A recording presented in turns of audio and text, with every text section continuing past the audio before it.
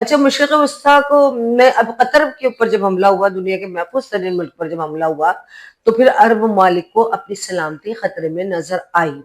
जब अरब ममालिक को अपनी सलामती खतरे में नजर आए तो वो बोल उठे। ये वही अरब ममालिक है जब हिंदुस्तान से पाकिस्तान की लड़ाई हो रही थी, तो बिलखुसूस कतर, कतर से ही इसराइल के तमाम जहाज जो है वो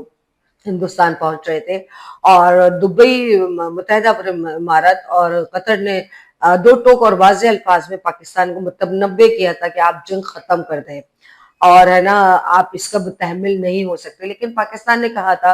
उनको जवाब दिया था कि हम आपके पास नहीं आएंगे अगर ये जंग छिड़ी तो। लेकिन आज जब कतर के साथ ये मामला हुआ तो पाकिस्तान सबसे पहले जो है यूएई के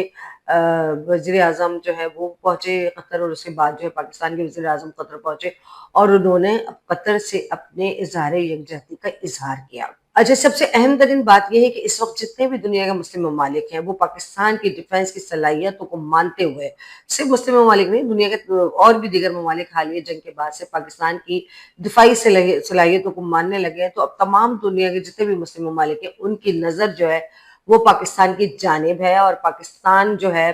वो वाज़ेह दो टोक अल्फाज भी ये कह चुका है कि अगर इसराइल ने पाकिस्तान की तरफ देखने की गलती भी की तो वो शायद इसराइल का आखिरी दिन हो। तो कहते थे कि हर फिरौन के लिए मूसा पैदा हुआ है, तो लगता है ये है कि इसराइल के लिए जो है ना पाकिस्तान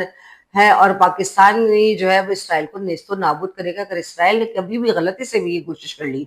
कि वो पाकिस्तान की तरफ बुरी नजर उठाकर देखे।